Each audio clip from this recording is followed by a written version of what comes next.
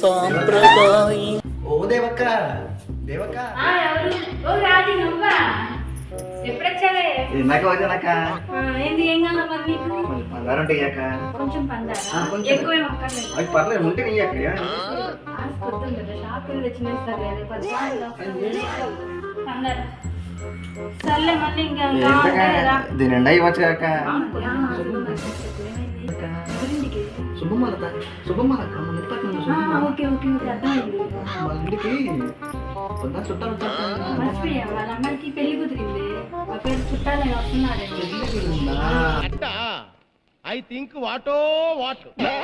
నేను ఇంకా ఏదో అనుకున్నాను. ఏమనుకున్నావు? నీకు ఆ బొరకి ఇంకా ఇది చెప్తే హీరావు కదా. ఏముంది మరి అంత చుట్టాలు వెళ్తా ఉంటాను అదే.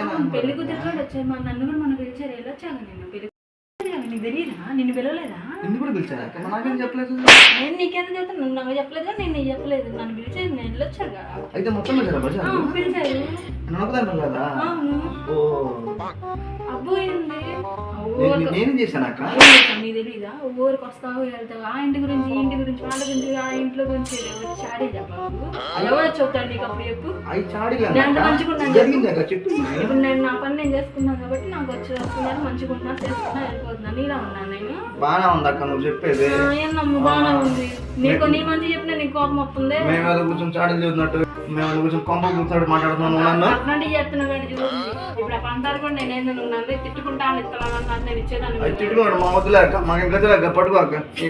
వద్దు మాకు వద్దులే, అందుకే వచ్చింది. చాలే పిల్ల మనకు.